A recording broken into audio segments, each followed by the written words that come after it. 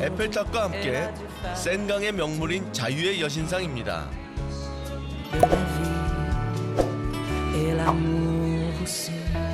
뉴욕에 있는 것과 똑같은 모양의 이 여신상은 프랑스 혁명 100주년을 기념해 세워졌는데요. 미국이 독립기념일에 프랑스로부터 자유의 여신상을 선물받자 그에 대한 답례로 보낸 것입니다.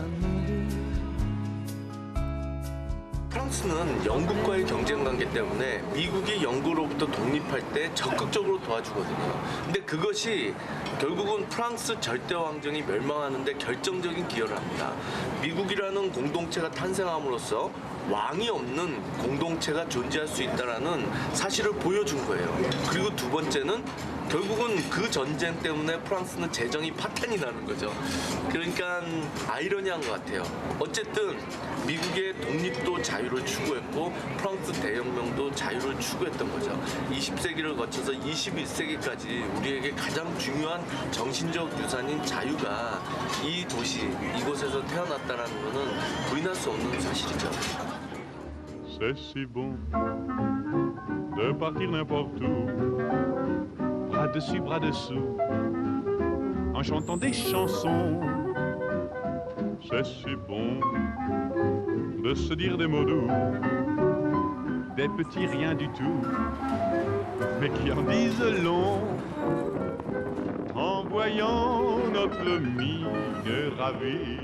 지금 저 앞에 에펠탑을 만든 에펠도, 그리고 지금 이 다리 건너에 있는 앵발리드에 누워있는 나폴레옹도, 이 수많은 위인들이 이 세느 강변을 따라 걸으면서 많은 것을 생각하고 세상을 만들어 왔을 겁니다. 사실 이 세느 강은 정말 역사의 강물이라고 할 수 있죠.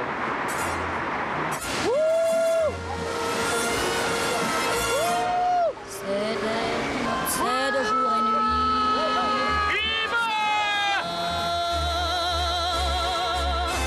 Padam, padam, padam, il arrive en courant derrière moi.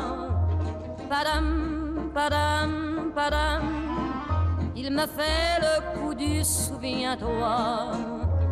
Padam, padam, padam, c'est un air qui me montre du doigt et je traîne après moi comme une drôle d'erreur. Cet air. 지금 바로 눈앞에 펼쳐져 있는 이곳이 그 바스티유 광장입니다. 원래 이곳은 바스티유 요새가 있던 자리인데요.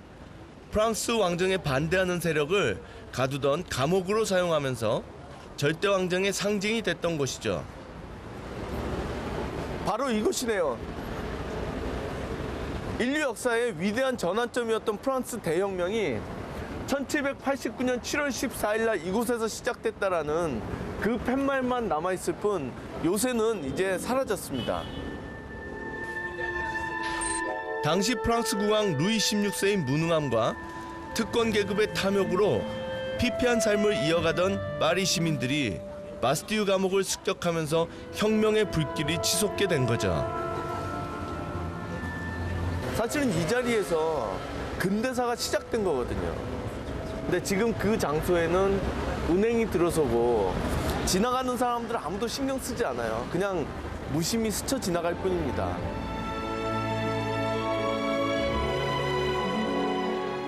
사람은 나면서부터 자유롭고 평등하다. 정부를 움직이는 힘은 국왕에게 있는 것이 아니라 국민에게 있다. 세상의 패러다임을 바꾼 그들의 절규가 귓가에 울리는 듯합니다.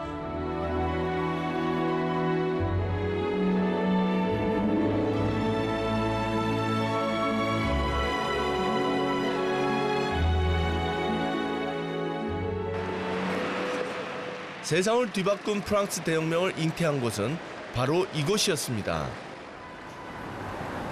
저는 지금 르 프로코프라고 하는 1686년에 지어진 파리에서 가장 오래된 카페에 들어가고 있습니다.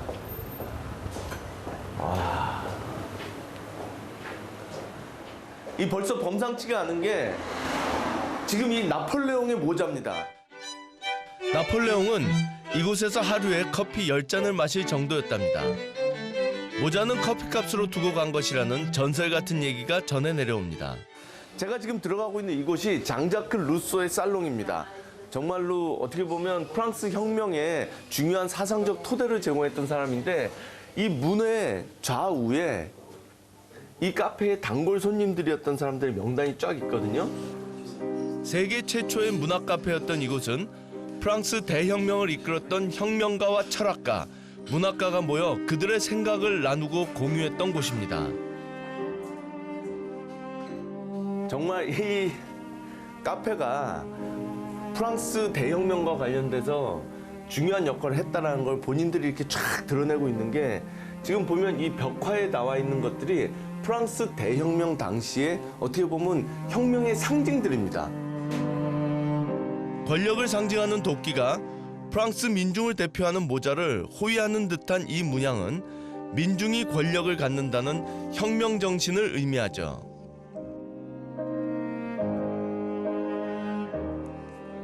이 카페의 다락방은 마라의 방이라 불리는데요. 마라는 프랑스 대혁명 당시 맹활약을 했던 급진적인 혁명가였습니다. 제가 지금 와 있는 이곳이 마라의 방입니다. 마라의 살롱. 이 카페에서 가장 위에 있는 가장 숨겨진 그런 다락방인 거죠. 이런 다락방에 은밀히 모여서 프랑스 대혁명을 기획했던 겁니다.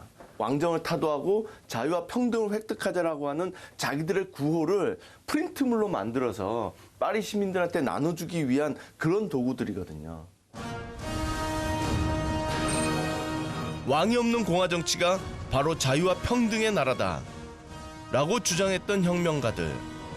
이들이 주도한 프랑스 대혁명은 당시 왕이 없는 세상을 상상할 수 없었던 유럽 사회에 지대한 영향을 끼쳤습니다.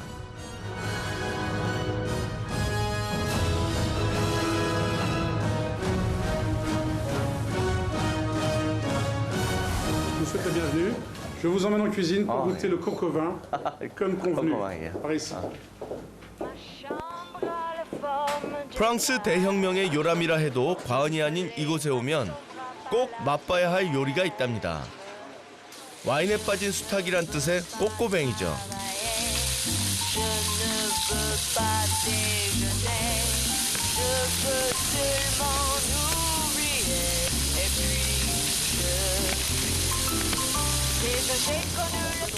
닭고기를 와인에 재웠다가 야채와 함께 조리는 프랑스 전통 요리 꼬꼬뱅은 큰 닭의 육질을 부드럽게 만들기 위해서 고안된 요리라고 합니다.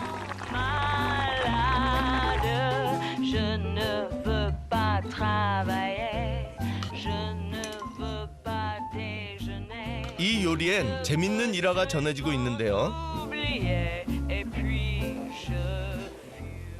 프랑스가 이제 종교 전쟁을 끝내고 앙리 사세가 즉위를 했을 때 굉장히 나라가 어렵고 이제 백성들의 삶이 피폐해 있었거든요.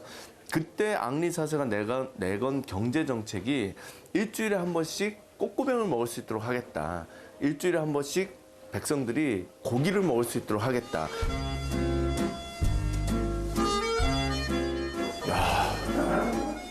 닭고기가 엄청 연하고 부드럽습니다. 절로 미소가 지어지는 맛입니다. 아주 맛있어요. 특히 굉장히 부드럽고 이 와인 향기가 고기를 아주 잘 이렇게 감싸 안아주는데요. 파리 역사의 산증인과 같은 이곳에서의 식사는 오랫동안 잊지 못할 것 같습니다.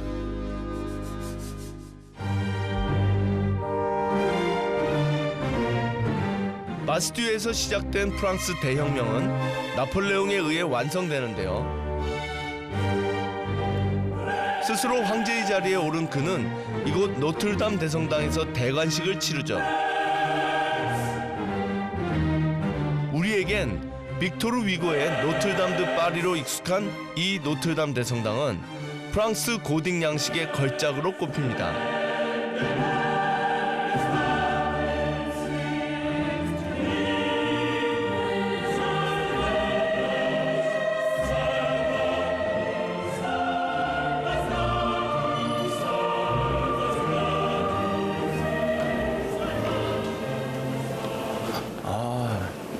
정말 장엄한데요. 이 웅장하면서도 숙연한 분위기가 역시 노트르담 대성당 나와요.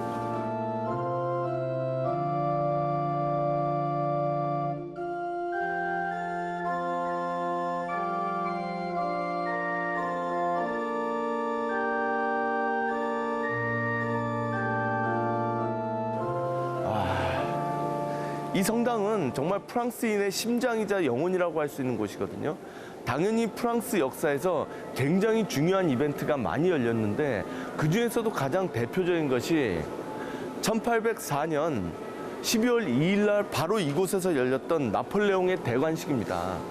나폴레옹 보나파르트는 코르시카의 시골뜨기로 태어났지만 결국 이곳에서 프랑스인의 황제가 되고 전 유럽의 지배자로 비상하게 됩니다.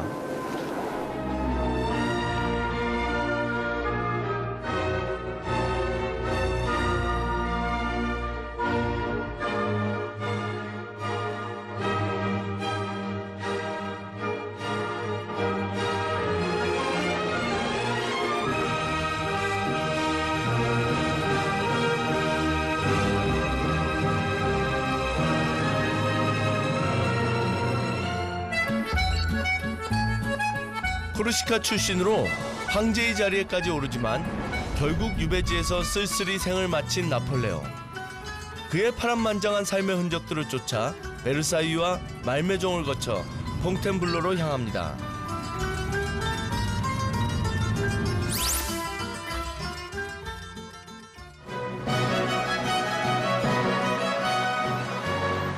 프랑스 역사상 가장 막강한 왕권을 구축한 태영왕 루이 14세는 짐이 곧 국가라는 표현을 거침없이 했던 절대왕정의 상징이었는데요. 그의 가장 찬란한 업적 중 하나가 바로 이 베르사유 궁전입니다. 이 거대한 규모하며 이 지금 들어가는 문 앞에 황금 창살에 번쩍이는 이 위엄을 보십시오. 아, 대단합니다, 정말. 루이 14세가 50년이라는 긴 세월 동안 공들여 만든 베르사유는 프랑스의 정치, 문화, 사교의 중심지이자 유럽 문화의 중심지였습니다. 그의 권력을 상징하듯 왕가의 문장이 달린 궁전의 정문은 황금빛으로 빛납니다.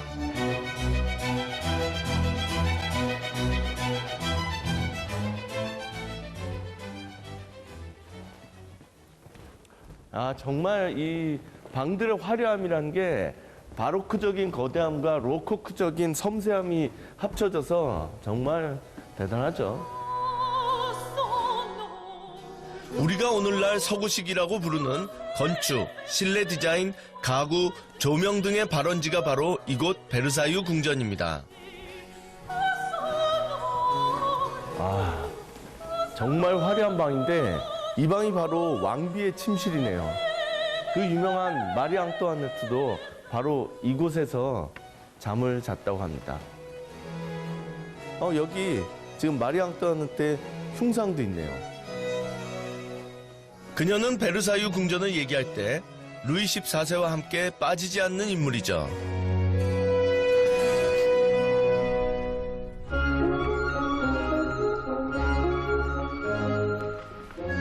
이곳은 베르사유 궁전의 꽃이라 할 수 있는 거울의 방인데요. 각각 17개의 창문과 거울이 장식하고 있는 이 방은 궁정 의식을 치르거나 외국 특사를 맞을 때 사용됐던 곳입니다. 사실은 이렇게 거울과 이 창으로 이 공간을 장식한 데는 빛을 쫙 빨아들여서 말 그대로 이 공간을 빛으로 가득 채움으로써 내가 태양왕이다 라는 것을 보여주기 위했던 정말로 정치적인 어떤 장치였습니다. 세상에서 가장 화려하고 웅장한 베르사유 궁전으로 자신의 권력을 과시하는 한편 자신이 만든 질서와 법칙이 집약된 에티켓을 귀족들에게 강요함으로써 그들을 통제했던 루이 14세. 어찌 보면 베르사유 궁전에서의 화려했던 궁정 생활은 모두 왕권 강화를 위한 그의 정치적 수단이었던 거죠.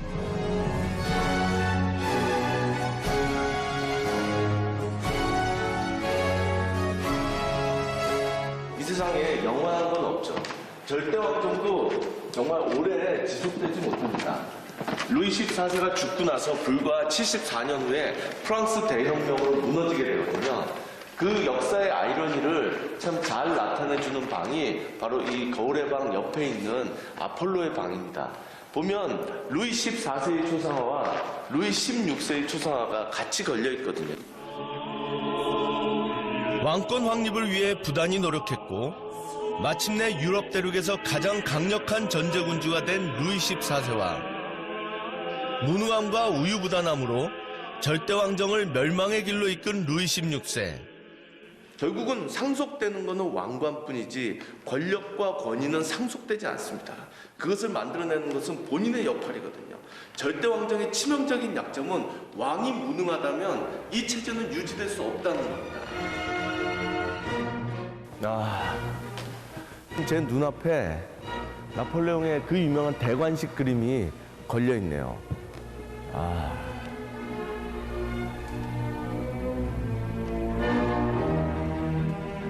이 그림에는 약간의 트릭이 숨겨져 있습니다. 보시면 지금 황제 나폴레옹이 왕관을 높이 들어서 앞에 무릎을 꿇고 있는 황비 조세핀에게 씌워주는 것 같이 이렇게 돼 있지만 사실은 지금 뒤에 있는 교황으로부터 왕관을 받기를 원치 않았던 나폴레옹이 왕관을 들어서 자기 머리 위에 직접 쓰는 거거든요. 본인은 하느님의 은총이나 교회의 도움이 아니라 국민의 뜻에 의해서 자신의 능력에 의해서 황제가 됐다는 것을 상징적으로 보여주기 위한 정치 행위였어요. 근데 그게 이 화가한테는 부담이 됐던 겁니다. 교황이 아무 역할을 하지 못했다는 게. 그래서 마치 황제가 황비에게 왕관을 씌워주는 것처럼 착시 현상을 일으키도록 이 그림을 그린 거죠.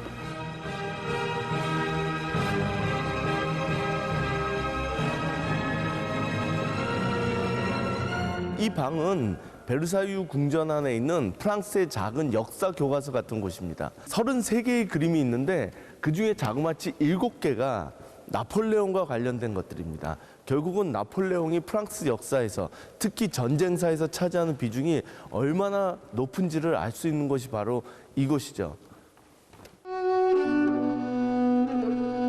오스트리아에서 대성을 거둔 바그람 전투와 천하무적의 프로이센 군대를 대파한 예나 전투 등은 그의 천재적인 군사적 재능을 보여주는 전쟁인데요. 프랑스의 영광을 되찾겠다며 황제가 된 사나이 나폴레옹은 정광석화처럼 유럽 전역을 장악하면서 권력의 핵심으로 떠오르죠.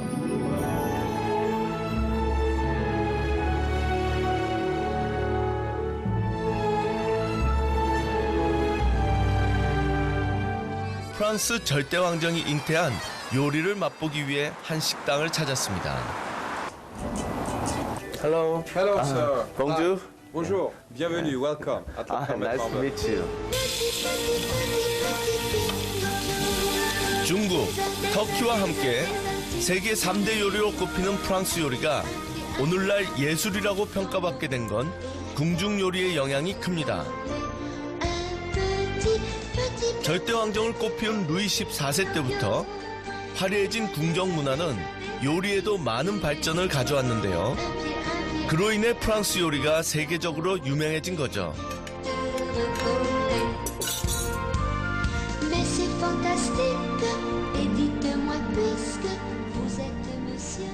카트리네 드 메디치가 이탈리아의 어떤 르네상스적 식문화를 가지고 오면서 그 예의범절을 가지고 오면서 그것이 루이 14세 때 절정을 이루는 절대왕정으로 발전해가는 과정에서 요리도 하나의 어떤 정치적 행위, 어떤 귀족들 사회를 규범하는 스탠다드로 오늘날과 같은 형식으로 발전을 하게 된 거죠. 그러다 보니까 진짜 이렇게 제대로 된 요리가 나온 것 같습니다.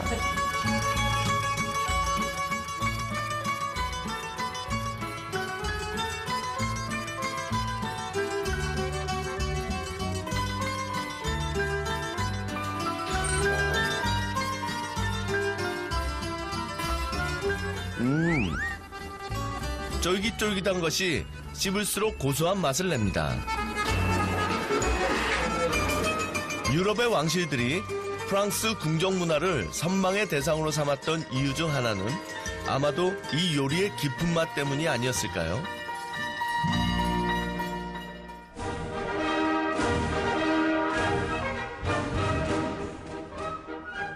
세계 대관식을 나폴레옹과 함께한 조세핀은 그의 첫 번째 아내죠.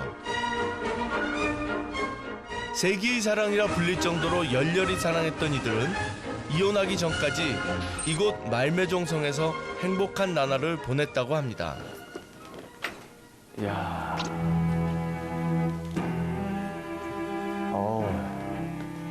아주 좋은데요? 이게 마치 무슨 황제의 살롱이라기보다는 전쟁터 한복판에 있는 군용 막사 같은 그런 느낌을 줍니다.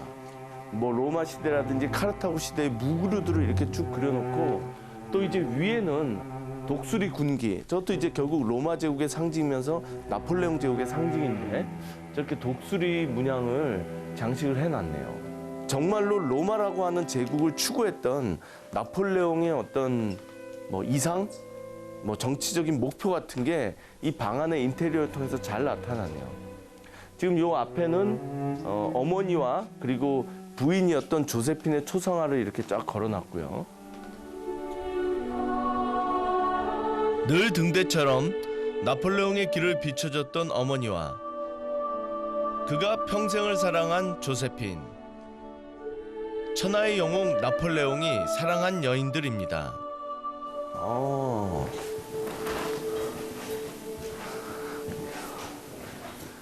여기는 서재네요. 나폴레옹이 또 공부에도 일가견이 있었거든요. 이집트 원정길에도 천여 권의 책을 싣고 다녔다는 일화가 있을 정도로 독서광이었던 나폴레옹. 그의 서재는 그리스 로마 시대부터 그가 좋아하던 철학자와 역사학자들의 초상화로 장식되어 있었습니다. 이 나폴레옹이 살던 그 시대는 정말로 대격변의 시대였거든요. 근데 놀랍게도 그 당시를 살아가던 수많은 리더들 중에 공부를 하고 책을 읽고 어떤 인간의 본질적인 것을 추구하는 사람이 많지 않았습니다. 남들은 그래서 겉모습을 중요하게 생각하고 연주를 중요하게 생각하고 그런 허영에 들떠 있을 때 학창 시절부터 나폴레옹은 굉장히 본질적인 것을 추구하려고 노력했던 사람이거든요. 결국은 그런 것들이 나폴레옹을 그 격동의 시대를 헤치면서 세계의 역사를 이끌어가는 위대한 리더로 성장시키는데 결정적인 어떤 도움이 됐던 거죠.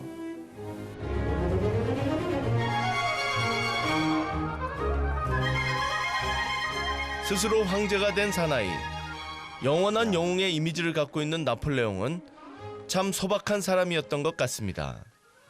정말 전 유럽을 지배하던 나폴레옹이라는 황제는 뭔가 화려함과 부귀영화를 누렸던 그런 삶을 추구했던 게 아니라 정말로 자기가 꿈꿨던 이상, 목표를 향해서 달려갔던 그런 황제였다라는 게 딱 보여지네요. 로마 전쟁의 신 마르스에게 경의를 표하기 위해 사방을 천막으로 둘러친 황제의 소박한 침실을 지나 조세핀의 침실로 향합니다. 확실히 이곳은 조세핀의 침실답게 굉장히 좀 로맨틱하다고 그럴까요? 1796년에 결혼식을 올린 두 사람은 13년 만에 이혼을 합니다. 세기를 제패한 영웅 나폴레옹. 정작 자신을 지배한 진정한 정복자는 조세핀 뿐이라고 했다는데요. 나폴레옹의 슬픈 사랑이 느껴지는 듯합니다.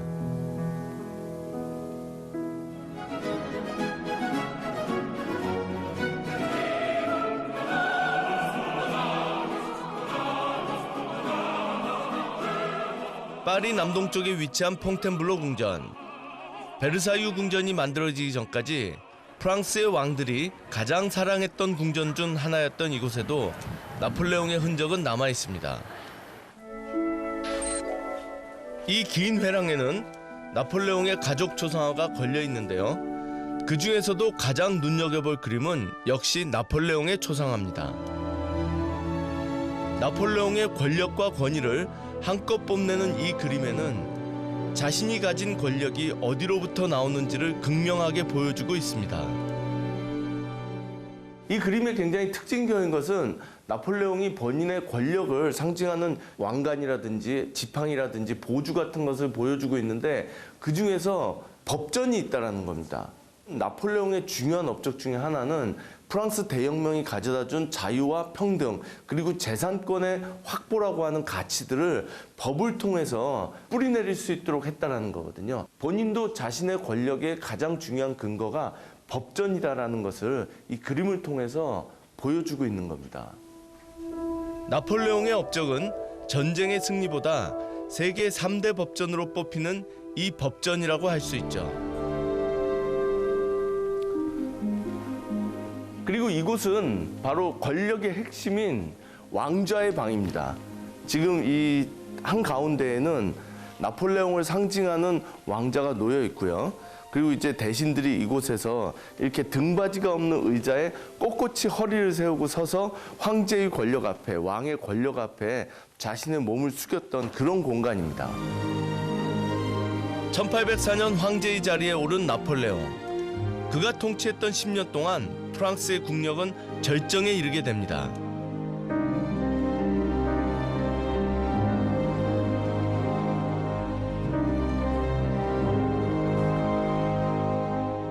영원할 것 같던 그 영광의 시간도 오래가진 못했습니다. 1814년 프랑스의 황제이자 유럽의 지배자였던 나폴레옹은 모든 권력을 내려놓고 이곳에서 쓸쓸한 퇴위식을 갖습니다. 참 씁쓸하기도 하고 역사의 어떤 피할 수 없는 순환, 흥망성쇠 그리고 비애감 같은 게 느껴지네요. 그가 권력의 절정에서 권력의 밑바닥으로 내려올 때 그의 곁을 지키던 것은 그 늙은 근위대원들 뿐이었거든요.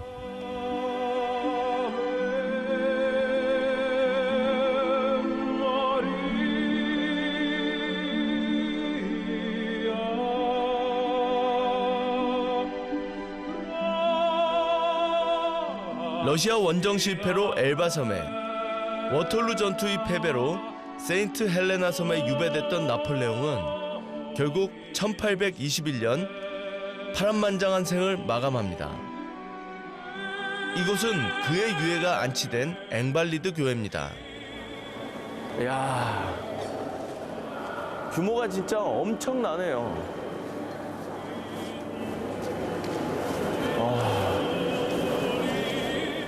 지금 제 눈앞에 보이는 이것이 나폴레옹의 무덤입니다. 정말 그의 역사적 위상에 걸맞게 장엄하네요.